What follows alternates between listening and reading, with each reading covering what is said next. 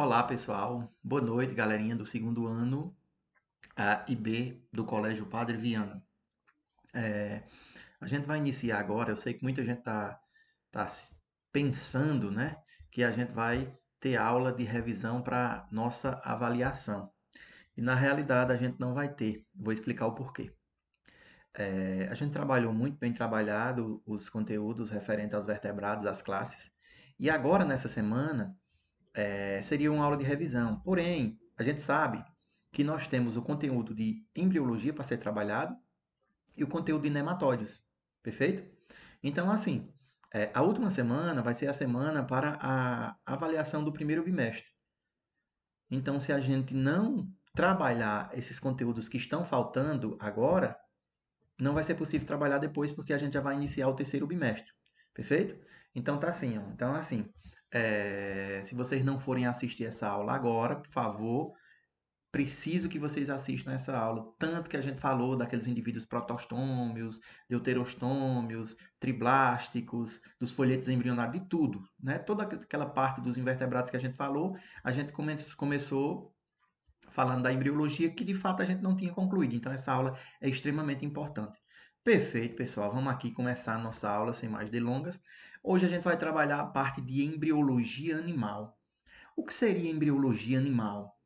Galera, embriologia animal nada mais é do que o estudo do desenvolvimento do embrião. Como assim, Carlinhos? Existe a junção do gameta masculino com o gameta feminino, aconteceu a fecundação. Depois que acontece a fecundação, formou-se o zigoto, e a partir daí esse zigoto passará por sucessivas mitoses, transformações, até formar os tecidos e os órgãos.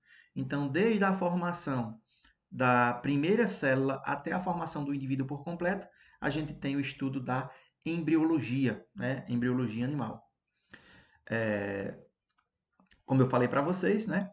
O desenvolvimento inicia-se com a fecundação e formação do zigoto, aumento do número de células através das mitoses e a diferenciação celular para a formação dos tecidos e órgãos. Ou seja, em outras palavras, nós também, você que está assistindo essa aula, você também já foi uma única célula.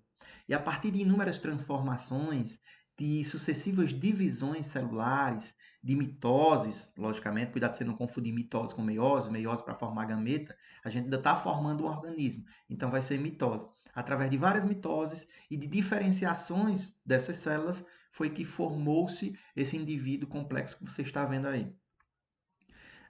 A embriologia em si, ela compreende três etapas. Quais seriam essas três etapas? A segmentação, certo? A gastrulação e a organogênese. O que seria essa segmentação? Presta atenção, essa segmentação nada mais é do que o processo de sucessivas mitoses, sucessivas divisões celulares. Isso aqui você pode pegar em alguma questão também vindo como clivagem, é a mesma coisa. O que seria gastrulação? Gastrulação, a segunda etapa da embriologia, desse desenvolvimento embrionário, que é referente à questão da formação dos folhetos germinativos, dos folhetos embrionários. Lembra que a gente falou que o indivíduo vai ser ou triblástico, né, ou diblástico. Por quê? Porque só tem ou dois ou três folhetos embrionários, folhetos germinativos. E por último, nós temos a organogênese, que o próprio nome já é bem convincente, né? Formação de quê? Dos órgãos, por completo. Então vamos aqui por etapa. O que seria a clivagem, como a gente falou, a segmentação? Nada mais é, pessoal, do que a consequente divisão das células. Uma célula se divide em duas, que se divide em quatro, que se divide em 8, 16, 32, até chegar num aglomerado maciço de 64 células. Beleza? Então, e esse aglomerado maciço vai ser chamado de quem? Vai ser chamado de mórula, certo? Por que essa mórula? Porque lembra uma amora. É como se fosse assim, uma célula, essa célula começa a se dividir, se dividir, se dividir, até chegar em torno de 32 a 64 células, e formou-se um aglomerado maciço de células, detalhe, sem aumento de tamanho. Essa estrutura é chamada de mórula, perfeito? O que seria essa mórula? Está aqui mostrando para vocês, ó, essa estruturazinha aqui, mostrando essas células, né, onde elas vão se dividindo. E observem que essas células aqui, elas estão do mesmo tamanho. mas dependendo do tipo de animal, essas células elas vão diminuir, elas vão ficar umas maiores do que as outras. Enfim, a gente vai estudar isso mais na frente. Para uma célula se dividir, quando eu falo de ovo aqui, ó, tá aqui, ó, tipos de ovos, né, e segmentação, eu estou falando do zigoto, daquela primeira célulazinha que é a célula ovo, perfeito? Então tá aqui, ó. Existe uma substância que vai ser chamada de vitelo. O que seria esse vitelo? É o material nutritivo que vai suportar o desenvolvimento desse embrião, certo? É como se fosse uma bolsa de alimento que vai sustentar esse indivíduo até o período do desenvolvimento embrionário, ok? Então, assim, ó, o tipo de ovo depende da quantidade de vitelo. Como assim, Carlinhos? Existem ovos que têm pouca quantidade de vitelo, existem alguns ovos que têm muita quantidade de vitelo, certo? Esse vitelo também pode ser conhecido como lécito, perfeito? Como é que esses ovos eles são classificados? Esses ovos são classificados de acordo com a quantidade de vitelo presente em cada um deles, certo? Então, nós temos os ovos oligolécitos, presta atenção que vem uma ruma de nome feio aqui agora. Os ovos oligolécitos. Esses ovos oligolécitos, eles podem ser conhecidos também como isolécitos ou alécitos. Onde é que você vai encontrar? Nos equinodermos, nos protocordados e nos mamíferos placentários. Nosso ovo é desse aqui, ó. O que é que você pode dizer? Que existe vitelo no ovo, só que esse vitelo está concentrado de uma forma homogênea, todo distribuído pelo ovo. É pouca quantidade de vitelo, certo? Depois nós temos um ovo que é chamado de heterolécito, certo? Por que heterolécito? Porque o vitelo ele é concentrado, não é concentrado igualmente no ovo, tá entendendo? Então ele vai ser concentrado o seguinte: em um polo, em uma parte do ovo se encontra uma menor concentração de vitelo e no ovo, na outra parte, no outro polo vai concentrar uma maior concentração de vitelo. Perfeito? É importante salientar, pessoal, que o que mata na biologia, como a gente fala, são várias nomenclaturas para designar uma coisa só. Por exemplo, esse ovo ele vai ser chamado de heterolécito ou também pode ser chamado de telolécito incompleto. Beleza? É... Nós temos... Isso aqui é típico de quem? Dos moluscos, dos anelídeos e dos anfíbios. Aqui nós temos os megalécitos, esse é bem conhecido. Eu vou mostrar, pode ser que vocês não estejam entendendo pela imagem, mas eu mostro já outra imagem que facilita demais o entendimento. Esse megalécito, também conhecido como telolécito completo, é o típico ovo de quem? Das aves. Perfeito, pessoal? Esse ovo, existe muita concentração de vitelo. É só você lembrar da gema do ovo, aquele ovo que a gente come, certo?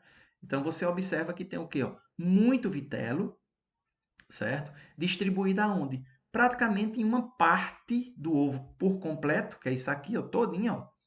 Isso aqui todinho completo. E a parte que vai germinar, certo? Porque assim, para quem não sabe, é o seguinte, o ovo ele tem uma parte que vai ser germinativa, que vai dar origem a todos os tecidos e órgãos do novo organismo, e existe uma parte que vai ser vegetativa. Essa parte nada mais é do que a parte que você vai concentrar o vitelo ou lécito, certo? Então aqui, ó, oligolécito, típico de quem? Dos mamíferos placentários, tem pouco vitelo distribuído de forma homogênea. Os heterolécitos, também conhecidos como telolécitos incompletos, tem muito vitelo, tem uma quantidade, cuidado com os livros, certo? Vai ter uma quantidade razoável de vitelo, e esse vitelo vai ser distribuído através de dois polos. O polo animal, que é o polo daqui para cima, e o polo vegetal, que é esse polo de baixo, onde se concentra a maior quantidade de vitelo. E mega, o nome já está dizendo, megalécito, tipo de quem? Dos répteis. Esse megalécito você vai encontrar o quê? Ó? Muita quantidade de vitelo.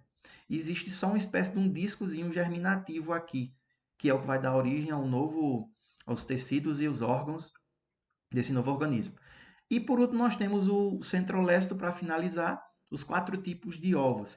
Esse centrolécito, pessoal, é o típico ovo dos artrópodes, certo? É importante salientar que nesse tipo de ovo aqui centrolécito não existe a formação da mórula, perfeito? Por quê? Porque o vitelo se concentra todo aqui, ó, ao redor do núcleo. Então, continuando. Vamos lá, mostrando para vocês aqui de uma forma bem mais detalhada, bem mais prática. Aqui é o ovo oligolécito. Observe aqui que esses grãozinhos são os grãozinhos de vitelo, está distribuído de forma homogênea. Aqui nós temos, ó, aqui na divisão desse ovo, essas células vão ser tudo do mesmo tamanho. Eu vou já mostrar para vocês. E aqui nós temos o ovo heterolécito, que é o típico de quem dos moluscos, anelídeos e anfíbios. Você vai encontrar que já existe uma espécie de uma diferença. Você vai ter o polo animal, você vai ter o polo vegetal. Esse polo animal é aquele que vai dar origem aos órgãos, aos tecidos e órgãos do próprio organismo. E esse aqui você vai encontrar o quê? A substância nutritiva. Aqui nós já temos o quê? O telolécito completo ou megalécito. Observa que está vendo aqui, ó, muita concentração de vitelo e só um discozinho aqui, ó. E por último nós temos o quê? O ovo centrolécito. Você vai encontrar aqui, ó, tá vendo? Ó? Isso aqui tudo é vitelo, ao redor de quem? Do núcleo, certo? São os 4 tipos de ovos.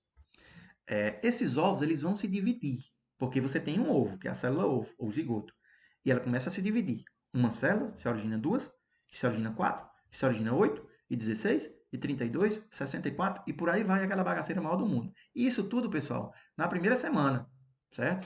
Isso tudo aqui, até a formação do tubo neural, que é a parte do sistema nervoso, isso aqui vai ser tudo nas primeiras semanas. Então, vamos aqui, ó.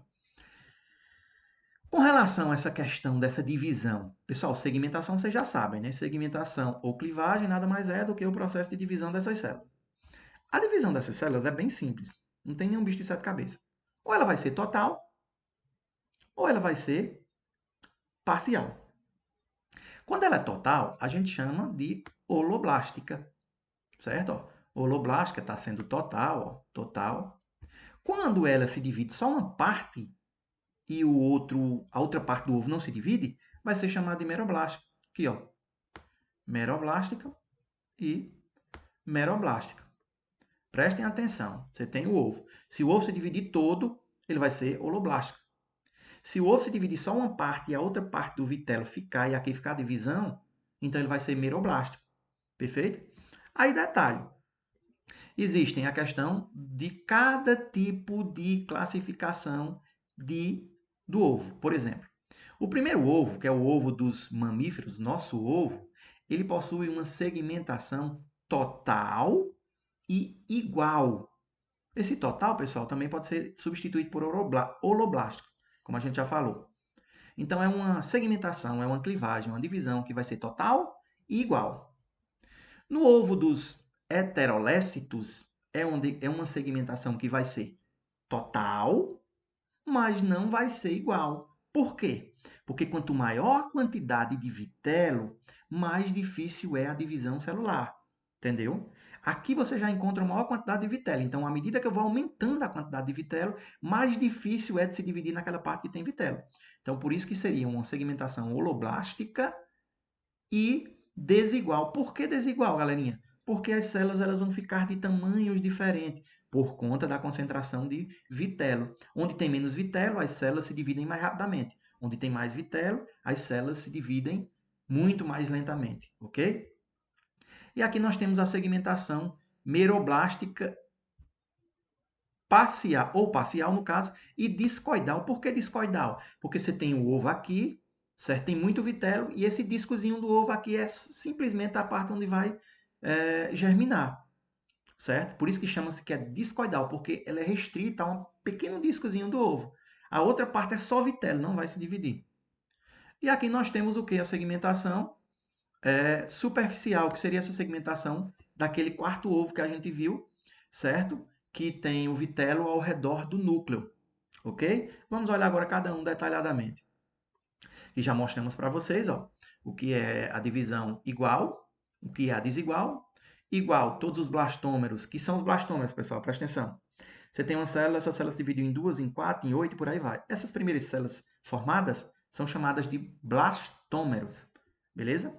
Então, quando eles são todos do mesmo tamanho, é típico dos ovos oligolécitos. É o quê? Uma divisão total e igual. Já no caso do segundo ovo, que é heterolécito, é uma divisão desigual. Por que desigual? Porque as células elas vão ter tamanhos diferenciados. E aqui na segmentação meroblástica, discoidal a gente já falou, e superficial também a gente já falou que é tipo dos ovos centrolécitos. Vamos olhar agora cada um deles. Presta atenção para tu entender aqui bem facinho, ó. 2 palitos. Tu tem a primeira célula, e essa célula, por sua vez, ela vai se dividir em duas. Observem que são células de mesmo tamanho, tá vendo? E a mórula, que é aquela estrutura maciça de células, ela não vai aumentar de tamanho. Duas células que se transformaram em 4 células de tamanhos iguais, que se transformaram em 8 células, que se transformaram em 16 células, certo? 32, 64 e por aí vai, certo? Essa é a segmentação típico dos ovos isolécitos, que é uma segmentação holoblástica e igual. Depois da formação da mórula, que é um aglomerado maciço de células, essas células elas vão migrar para a periferia. Quando elas migram para a periferia, elas vão formar uma espécie de uma bola com uma cavidade interna. Entre outras palavras, é assim: a mórula é como se fosse uma bola de sinuca e a blástula é como se fosse uma bola de ping-pong, uma bola de tênis. Porque observa que a bola de sinuca você vai encontrar uma coisa bem maciça, sem cavidade, e a bola de tênis você vai encontrar uma coisa, uma cavidade interna. Essa cavidade, isso tudo, essa estrutura é chamada de blástula. Essa parte aqui, ó, essa aqui é o primeiro ovo, que é típico dos mamíferos. Vamos para a segunda divisão. Essa segunda divisão, tá vendo? Ó? A princípio, as células elas são do mesmo tamanho, e aqui essa parte, ó, tem muito vitelo, por isso que dificulta a divisão.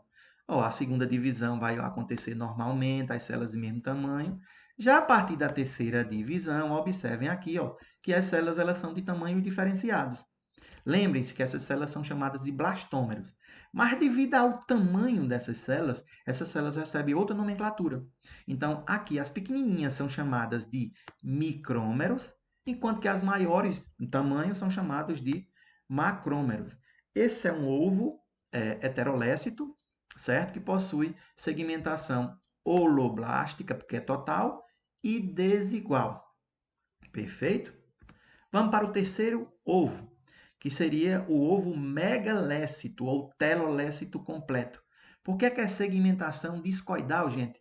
Porque isso aqui tudo é vitelo, ó, tudo é substância nutritiva, ó, tá vendo? É como se fosse a gema do ovo. Ó. Só aquela partezinha da clara, certo? Ela fica assim, se concentra, é como se fosse assim, num discozinho. Por isso que é chamado de segmentação meroblástica, porque não é todo o ovo que se divide, e discoidal porque é praticamente restrito a um discozinho, certo? Isso tudo aqui vai ser o quê? Ó? Vai ser vitelo, tá vendo? Segmentação meroblástica discoidal. Quarto e último ovo, que seria o quê? Um ovo do tipo centrolécito, que é tipo dos artrópodes. Observa aqui que você tem, ó, o núcleo se divide várias vezes, sem a presença de citoplasma, tá vendo? Depois esses núcleos vão migrar para a periferia. Então começa a delimitação das células pela divisão do citoplasma. É como se fosse aqui, ó. Não existe a formação da mórula. Por quê? Porque é muito vitelo no centro. Não é por polo, é no centro. Ok? Então tá aí, ó, os 4 tipos de ovos. Sistematizando, aqui nós temos, ó, ovos oligolécitos, quantidade de vitelo vai ser pequena, a distribuição do vitelo vai ser em todo o ovo, que é homogênea, a clivagem vai ser total e igual. Quem são os animais? Equinodermos, protocodados, mamíferos placentários. Nos heterolécitos, quantidade de vitelo vai ser uma quantidade média. Lembra que eu falei grande, né? Por isso vai depender do tipo de material que você está estudando. Distribuição de vitelo. A partir daqui, ó, todos são heterogêneos. Só no oligolécito que tem uma distribuição por todo o ovo. A clivagem vai ser, ó, do heterolécito total e desigual. Você vai encontrar nos anelídeos, moluscos e anfíbios. Os telolécitos, que são os megalécitos, grande, ó, a partir daqui é grande quantidade, a distribuição de vitelo é heterogênea. Só que detalhe, no telolécito vai ser discoidal, porque é restrita a um disco. No centroléctico vai ser superficial, porque é ao redor da periferia. Perfeito? mostrando aqui para vocês como é que acontece essa segmentação através de outro esquema. Ó. Aqui holoblástica igual, aqui seria a holoblástica desigual, ó, já mostrando aqui, ó, células de tamanhos diferentes. Aqui seria a discoidal, que é restrita a um discozinho, e aqui seria a superficial. Perfeito? Mostrando aqui para vocês ó, essa imagem, certo? Que é chamado gêmeos siameses. Quando existe a formação de gêmeos idênticos, que eu vou falar lá no final, é uma mórula só, e essa mórula se divide. Então, por alguma falha na divisão dessa mórula, pode ser que essas mórulas elas fiquem grudadas, certo? Por alguma parte do corpo.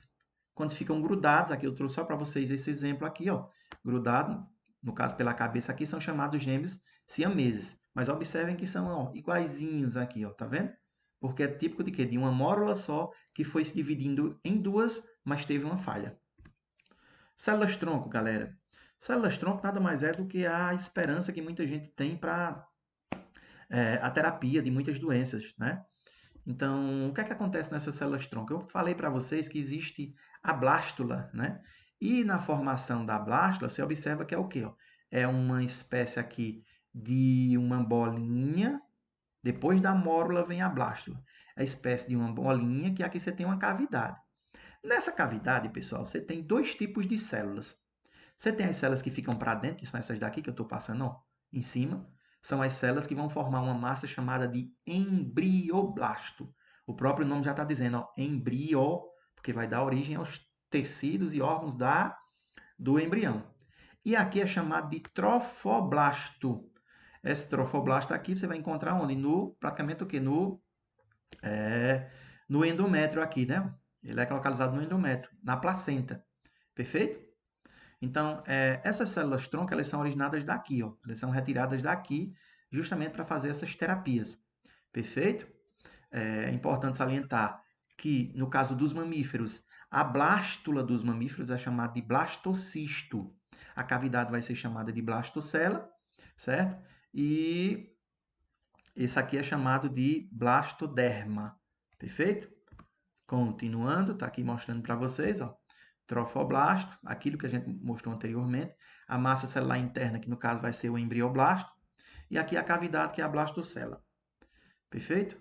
Mostrando para vocês aqui que primeiro vem o ovo, depois vem a mórula, que é um aglomerado maciço, e depois vem a blástula, certo? Que é uma cavidade. Aqui interno nós temos uma cavidade. Depois da blástula, pessoal, certo? É importante dizer uma coisa, que a segmentação ela é até concluir as divisões celulares, certo? No caso daquele aglomerado maciço. Depois, quando as células vão migrar para a periferia, vai ser o quê? A blástula, certo? Então, a mórula delimita a segmentação. Depois nós temos essa blástula e nós temos agora a segunda etapa, que é chamada gastrulação. O que seria gastrulação, galera? Gastrulação nada mais é do que a formação dos folhetos embrionários. Perfeito? O que são os folhetos embrionários? Ectoderme, mesoderme e endoderme. Ok? Então, o que é que vai acontecer aqui? Ó? Tanto que a gente falou de blastóporo, pessoal. Lembra lá ó, que o blastóporo, quando dá origem, né? Esse blastóporo nada mais é do que um orifício, certo? De entrada de um intestino primitivo que vai ser chamado de arquêntero. Observa aqui, ó. Você tem essa gástrula e ela vai aqui, ó, se aprofundando para dentro. Então, quando vai se aprofundando, vai formar uma espécie de um intestino primitivo, que é isso aqui, ó, tá vendo? Ó? Que é isso, ó. Só que esse intestino primitivo tem uma entradinha. Essa entradinha vai ser chamada de quê? De blastóporo. Quando o blastóporo dá origem à boca, o indivíduo vai ser chamado de protostoma. Quando o blastóporo dá origem ao ânus, o indivíduo vai ser chamado de deuterostoma. A gente já comentou muito isso aqui nas aulas dos invertebrados. Está aqui mostrando para vocês a gástrula. Essa gástrula nada mais é do que o processo para formar como já falei, os folhetos embrionários. E nós temos agora, em seguida, depois da gastrulação, nós temos a neurulação. O que seria neurulação, pessoal? Neurulação vem de nervoso. O que é que vai acontecer? Já formamos os folhetos embrionários, ectoderme, mesoderme e endoderme. E aqui nós temos agora a formação de quem? De uma estrutura que é chamada de neurula, né? Aquilo que vai compor o sistema nervoso. Então, o que é que vai acontecer? Aqui por fora nós temos a ectoderme. Essa ectoderme, por sua vez, ela vai se aprofundar, formando uma espécie de um sulco, uma parte. Esse sulco, por sua vez, vai formar uma espécie de um tubo, que é chamado de tubo neural. Depois esse tubo vai, né, se descolar dessa parte aqui e é fechado, certo? E é fechada essa parte. Formou-se aqui chamado de quê? De tubo neural. O que é que acontece, Carlinhos, se não fechar? Acontece essa doença que é chamada de anencefalia. E geralmente nós temos o que? Indivíduos natimortos. Por quê? Eles não conseguem sobreviver, certo? Por conta dessas falhas na formação do sistema nervoso. Perfeito? E só para mostrar para vocês, ó, a formação da blástula, depois a gástrula e aqui a neurula. É importante salientar que é nessa fase que vai ser formado o que? A notocorda, lá dos cordados, certo? Essa notocorda ela vai dar, ela não vai dar origem, será substituída por uma coluna vertebral. Perfeito? Aí aqui nós temos a questão do que? Dos folhetos embrionários. O que é que cada folheto vai dar origem? Presta atenção, pessoal. Ó, recurso de memorização. Nós temos a ectoderme, que é o folheto externo. Nós temos a endoderme, que é o folheto mais interno, e nós temos aqui a mesoderme. Então, como é que eu sei, Carlinhos, assim que eu pegar numa questão? Simples. Como é externo, o sistema nervoso, que a gente acabou de falar, da neurona, os órgãos do sentido e a epiderme. Pronto. Se falar em sistema nervoso, órgãos do sentido, epiderme, revestimento das cavidades nasal, anal e bucal, é a ectoderme. E a endoderme vai dar origem ao quê? Sistema respiratório, ao fígado e ao pâncreas. E o resto? O resto tudo, pessoal, vai ser, ó, mesoderme. Beleza? Tá aqui, ó. Agora, para falar um pouquinho sobre os anexos embrionários. O que seriam esses anexos embrionários, pessoal? Esses anexos embrionários nada mais é do que estruturas que ficam como se fosse fora do corpo do embrião, que ajudam no desenvolvimento desse embrião. A gente já falou um bocadinho sobre isso. Nós temos o córon, o alantoide, o âmnion, a placenta, o cordão umbilical. Então vamos aqui, ó, certo? Vão auxiliar no desenvolvimento embrionário. O córeo. O córeo, pessoal, é aquela membrana toda externa. Por exemplo, você pegar um ovo, cozinhar um ovo de uma galinha, você vai ver que nós temos uma espécie de uma peliculazinha. Ali nada mais é do que o córeo, que está relacionado ao quê? A questão da proteção desse embrião e envolvida nos processos de quê? De respiração. O saco vitelino. Saco vitelínico. É o vitelo. Onde é que você vai encontrar? Nos determinados animais. O saco vitelino, pessoal, é como se fosse o quê? Aquilo que eu falo sempre para vocês. É como se fosse a mamadeira do embrião, certo? E o alantoide é o quê? O alantoide ele vai armazenar os excretas, porque vai acontecer um metabolismo, o indivíduo, o embrião, ele vai se alimentar, mas ele vai ter que jogar para fora, certo? Tudo aquilo que é tóxico. Então, nesse caso aqui, nós temos como se fosse a mamadeira, que seria o saco vitelínico, e nós temos a fralda, que seria, é como se fosse a fralda, que seria o alantoide, certo? E o âmnio? Pessoal, o âmnio nada mais é do que um anexo embrionário que foi altamente importante na questão da conquista definitiva do ambiente terrestre, que no caso você vai encontrar isso aqui nos répteis, certo? Aquela nada mais é do que aquela bolsa d'água que protege o embrião contra choques mecânicos, contra a dessecação, contra a desidratação. A placenta, pessoal, o que seria a placenta? A placenta é o seguinte, ó, voltando aqui, só essa parte. O âmnio, né, o córeo, justamente com o alantoide, nos mamíferos placentários, eles vão formar a placenta. Por que é que eles vão formar a placenta? Porque, minha gente, para que ter essa ruma de vitelo se já tem a placenta? Que o que passa da mãe vai para o filho, entendeu? Então aqui nós temos a placenta, certo? Típico de quem? Dos mamíferos placentários. Quais são as funções? Passagem de alimentos e nutrientes da mãe para o filho e a passagem dos excretas do quem? Do filho para a mãe. É importante salientar que as circulações elas não se misturam, certo? O cordão umbilical. O cordão umbilical nada mais é do que uma estrutura de comunicação entre o embrião e a placenta. É um longo cordão repleto de vasos sanguíneos, de artérias e de veias. Perfeito? Está aqui mostrando para vocês a vesícula vitelínica. Aqui nós temos a bolsa miniótica. Aqui nós temos o alantoide, como já falei para vocês. A placenta. E aqui, por último, nós falaremos aqui sobre gêmeos, né? Que são aqueles gêmeos que podem ser de dois tipos. Quais são? Ou ele vai ser univitelino. Pessoal, esse univitelino é aqueles gêmeos que são idênticos. Por exemplo, é o seguinte, a mulher todo mês, né, se tratando para a parte humana, a mulher é o seguinte, todo mês ela lança para a tuba uterina um ovócito secundário, um óvulo, né? Entre outras palavras. E se ela lançar dois, o que é que vai acontecer? Esses dois óvulos eles podem ser fecundados. E se eles forem fecundados, podem ser de dois espermatozoides diferentes. Então, assim, quando é gêmeo univitelino, certo? Ou monozigóticos, é uma mórula só que se divide em duas. Então, por isso que eles, obrigatoriamente, eles têm que ser do mesmo sexo. E se acontecer, Carlin, de lançar dois óvulos, dois gametas femininos, e esses forem fecundados, Carlin, pode acontecer de existir uma gravidez de gêmeos que par diferente? Pode sim, por incrível que pareça.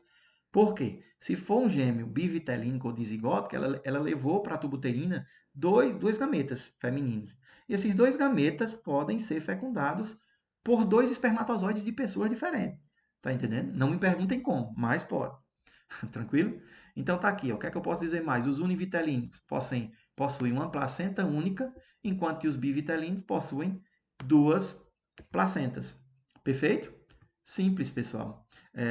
Só para não esquecer de comentar com vocês que aquela parte de neurulação ela vai acontecer justamente em quem? Naqueles indivíduos que são cordados, certo? Se não for cordado, parou ali da neurulação para trás. Pessoal, está aqui a aula de embriologia, dá uma olhada no conteúdo, lê com calma, certo? E na próxima semana a gente já vai trabalhar o que? Aquela última parte do, dos invertebrados. Perfeito, pessoal. Valeu aí, ó. E até a próxima.